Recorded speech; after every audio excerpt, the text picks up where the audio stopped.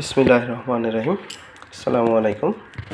তো ভিউয়ার্স, এটি হলো আমাদের রেডমি 9 90 পোকো M2 M3 মোবাইলের আমি ভিডিওতে আপনাদের যেই কাজটা মানে এখানে কাজটা করার পরে যে ভিডিওটা আপনাদের করলাম, তো ওই সার্কিটটা সম্পর্কে আমি একটু ধারণা দিই। তো এই হলো গিয়ে আমাদের মাদারবোর্ডের বিপিএপিটি সার্কিট।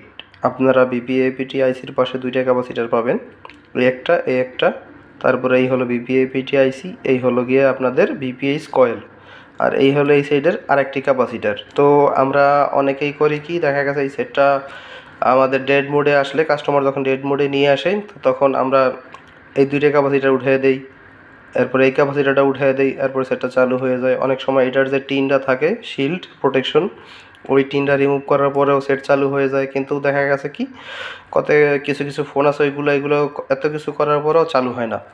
অনেকে আবার এই আইসিটা উঠে রিবল করে, তাতেও দেখা গেছে সমস্যার সমাধান হয় না। আবার দেখা গেল আপনি এইটা টিন উঠিয়ে দিলেন, সেট চালু হইলো, আবার বন্ধ হয়ে গেল, আরেকদিন আসলো, আবার একটু হিট দিলেন, চালু হইলো, আবার কয়েকদিন চলার পরে নিয়ে আসলো, ফোন বন্ধ হয়ে গেছে। আবার হইলো কি, দেখা গেছে আপনি আইসি রিভল করলেন, এই ক্যাপাসিটারগুলো ফেলে দিলেন, দেখা গেছে চললো, কিন্তু কাস্টমারটা আবার নিয়ে আসছে যে ফোনটা আরেকবার বন্ধ হয়ে গেছে, কিন্তু এখন আর আপনি করবেন কি? সেই ক্ষেত্রে অনেকে করে কি, এটা PMI 632 চার্জিং আইসি এবং পাওয়ার সেকশনেরও কাজ করে, গ্রাফিক সেকশনেরও BM632, তো ওইটা চেঞ্জ করে, ওইটা রিবল করে।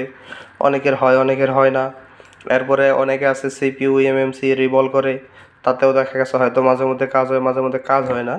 কিন্তু আমি অত ঝামেলার বিষয় আপনাদেরকে দেখাবো না, আমি আপনাদেরকে দেখাচ্ছি যে আমাদের ফোন যখন আপনার কাছে ডেড মোডে আসলো, আপনি টিনটা রিমুভ করলেন অথবা ক্যাপাসিটার তিনটা ফেলে দিলেন, চললো, কিন্তু এরপরে আবার সেই একই সমস্যা নিয়ে আসলো। তো তখন আপনি কি করবেন, যাতে অন্তত এই সেকশন থেকে এই সমস্যাটা না আসে, সেই জন্য এই সার্কিটটা আপনাদের ড্রয়িং করা। এই আইসিটা হচ্ছে গিয়ে মূলত আপনার আরএফএফি সিগন্যালের জন্য। এটা এই যে আপনার এই যে ক্যাপাসিটার যে লাইনটা, এখানে মূলত 1.8 ভোল্ট ভিরেস মানে ভোল্টেজ রেগুলেটর L9 1.8 ভোল্ট, যেটা স্কেমেটিক যদি দেখেন তাইলে পাবেন যে এই সাপ্লাইটা এই আইসি থেকে বের হয়ে আপনার নেটওয়ার্ক সেকশনে যায়, 4G আইসিতে যায়।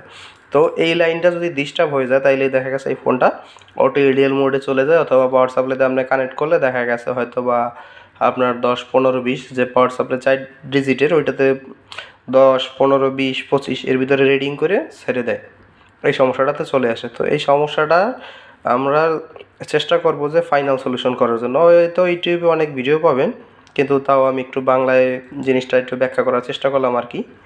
ঠিক আছে? তো বিষয়টা হলো গিয়ে, আমরা করব কি, যখন এইটার আমরা বাইপাস করব, আপনাদের যে কাজটা যে আমি মাদারবোর্ডে দেখিয়েছি, ওইটা আপনারা দেখেছেন যে অনেক টেকনিশিয়ান অলরেডি ট্রাই করেছে। আপনারা মনে করেন যে সব জায়গার ক্যাপাসিটার উঠিয়ে মুঠিয়ে, মানে এই সেকশনের তিনটা ক্যাপাসিটার ফালাইয়া দিছে, টিন্ডারে উঠাইছে, তারপরে হইলো গিয়া সম্ভবত এসিটা রিভল করছিল, PMI 632 রিভল করছে, সিপিউর টিন মিন উঠে একদম।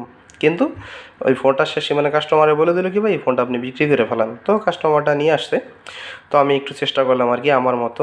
তো আপনারা দেখেছেন যে আমার এই এই দুইটা এবং এই ক্যাপাসিটারটা রিমুভ করা, তো আমি করেছি কি, এই ক্যাপাসিটারে আপনি পাবেন VPS সাপ্লাই 3.7, এই সাপ্লাইটারে আপনার এখান থেকে এই ক্যাপাসিটার থেকে এনে এই কয়েলে দিতে হবে। আর এই কয়েল থেকে আবার একটা তার এনে এইভাবে ঘুরিয়ে আপনার এই যে এখানে যে এই ক্যাপাসিটারটা উঠানোর পরে এখানে দুইটা রেজিস্ট্যান্স, ঠিক আছে, আপনারা সিরিজ করবেন।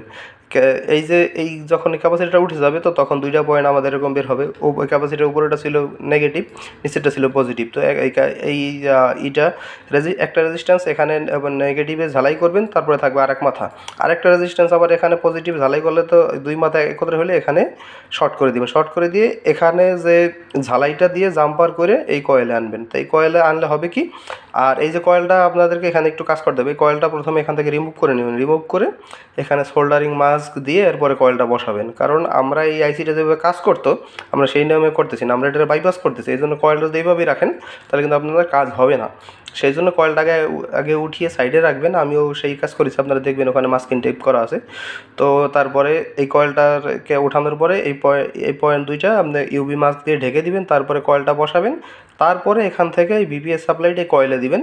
এই কয়েল থেকে যখন এই VPS সাপ্লাইটা আপনার এই সার্কিটে আসবে, ঠিক আছে, এই সার্কিটে আসার পরে তখন আপনার মনে করেন যে কি হবে, এই রেজিস্ট্যান্সের মাধ্যমে পুল ডাউন সার্কিট তৈরি হবে। পুল ডাউন সার্কিট তৈরি হলে এখানে আপনি দিবেন 3.7 ভোল্ট, কিন্তু এখানে যে আইসির যে রিকোয়ারমেন্ট বা যেই সাপ্লাইটা, এই সাপ্লাইটা আপনার 1.8 ভোল্ট, ঠিক আছে, এটা স্টেবল থাকবে, এটা ড্রপ হবে না। তো আমাদের যে ভিরিএস L9 1.8 সাপ্লাইটা যে ডিস্টার্ব ছিল, এই সাপ্লাইটা আমাদের তৈরি হয়ে যাবে। এতে করে হবে কি, নেটওয়ার্ক সেকশন হতে শুরু করে সব কিছুই সুন্দরভাবে চলবে। তো এই ছিল মূলত এই সার্কিটের কার্যক্রমটা। ঠিক আছে, যদি কারো বুঝতে সমস্যা হয় তো কমেন্ট করবেন, ইনশাল্লাহ সেখানে বোঝানোর চেষ্টা করা হবে। তো এই ভিত্তিতেই আমি কাজটা করেছি। তো আপনারা ভিডিওতে দেখতে পারবেন যে কাজটা করার পরে আমি কীভাবে করেছি। আসলে মানে মূলত সেইভাবে কাজটা করার সময় ভিডিও করার তেমন একটা সময় হয়নি, সেই জন্য ভিডিওটা করিনি। ইনশাল্লাহ নেক্সটে আপনারা বিস্তারিত ভিডিও পাবেন। ধন্যবাদ, ভিডিওটি দেখুন। বিসমিল্লাহির রহমানির রহিম। এখানে আসলে আমার ক্যামেরাটা অতটা ক্লিয়ার না হওয়ার কারণে আপনারা হয়তো বা আপনাদের দেখতে কষ্ট হচ্ছে এই সার্কিটটি। তো এই জন্য আমি আন্তরিকভাবে দুঃখিত। ইনশাল্লাহ নেক্সটের ভিডিওগুলো আপনারা কোয়ালিটিফুল পাবেন এবং লাইভ কাজের ভিডিও পাবেন ইনশাল্লাহ।